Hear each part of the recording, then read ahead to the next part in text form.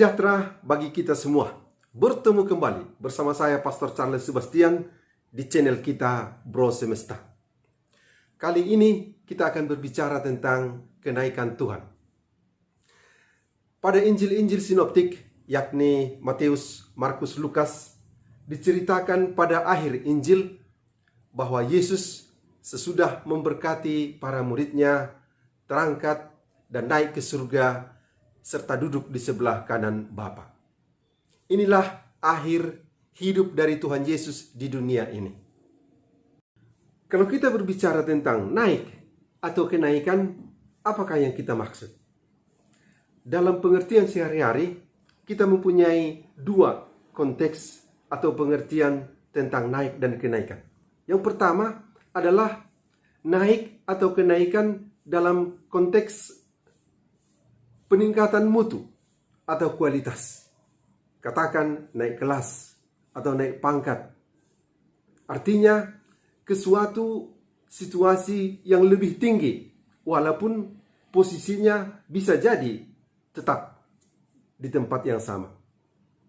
Sementara pengertian kedua, naik dan kenaikan itu adalah dalam konteks sungguh-sungguh peningkatan dari satu tempat ke tempat yang lebih tinggi. Misalnya naik tangga, atau naik pohon, atau naik gunung. Yakni meninggalkan suatu level atau tempat tertentu dan sungguh-sungguh naik ke suatu jenjang yang lebih tinggi. Nah, kalau kita berbicara tentang Tuhan Yesus naik ke surga, mungkinkah kita menunjuk ke atas? Kalau kita menunjuk ke atas, di manakah atas itu? Sementara bumi kita ini adalah bulat.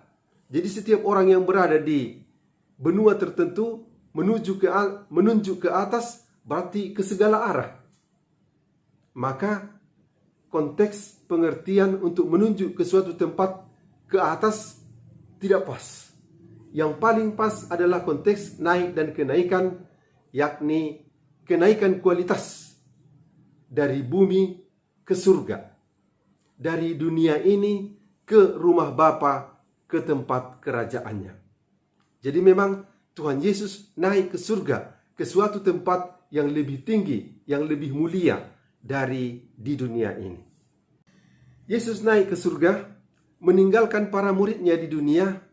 Bukankah ini sesuatu situasi yang menyedihkan? Bukan. Bahkan sebaliknya, Tuhan Yesus sendiri sudah mengatakan, adalah lebih baik bagimu kalau aku pergi. Dengan demikian, roh penghibur, roh kebenaran akan diutus untuk menyertai. Roh itu yang akan menuntun, yang akan memberikan petunjuk-petunjuk dan menyertai para murid dan kita semua di dunia ini dalam kehidupan kita. Kedua, dengan perginya Tuhan Yesus, para murid itu sendiri semakin giat. Seperti biasanya, kalau orang tua sudah meninggalkan anak cucunya, atau kalau seorang pahlawan sudah meninggal, atau seorang santo dan santa lebih dihargai sesudah mereka tidak lagi di dunia ini. Para rasul juga demikian. Sesudah Tuhan Yesus tidak lagi di dunia ini, mereka sendiri bergiat untuk mewartakan kabar sukacita ke seluruh dunia, bahkan dengan menyerahkan nyawa sekalipun. Kenaikan Tuhan Yesus ke surga adalah konsekuensi dari Dia datang ke dunia, turun dari surga ke dunia. Itulah yang kita sebut dengan inkarnasi. Tuhan masuk ke dalam karne, daging, menjadi manusia seperti kita. Dan semuanya itu dilakukan dalam konteks kasih dan dalam konteks usaha penyelamatan manusia.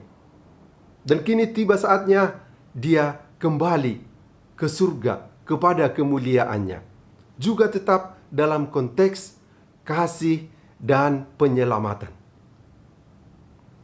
Kenaikan Tuhan Yesus ke surga juga menjadi kesempatan bagi para murid yang sudah dipersiapkan untuk tampil ke depan menjadi saksi mewartakan kabar sukacita dan saksi kerajaan Allah. Untuk itu Tuhan juga sudah menjanjikan, "Saya akan menyertai kamu sampai akhir zaman." Dan apabila kita setia, tekun, melaksanakan panggilan menjadi pewarta dan saksi kerajaan Allah ini hingga akhir hidup kita, maka Dia sudah mempersiapkan banyak tempat di rumah Bapa di surga. Inilah bagian-bagian yang paling indah dari perayaan kenaikan Tuhan yang kita rayakan setiap hari Kamis 40 hari sesudah kebangkitannya dari antara orang mati. Saudara, selamat mengikuti dan menghayati perayaan hari kenaikan Tuhan kita Yesus Kristus ke surga dan duduk di sebelah kanan Allah Bapa. Dan semoga Dia memberkati kita sekalian, memberikan damai-Nya serta kasih kepada kita semua, dan salam sejahtera bagi kita sekalian.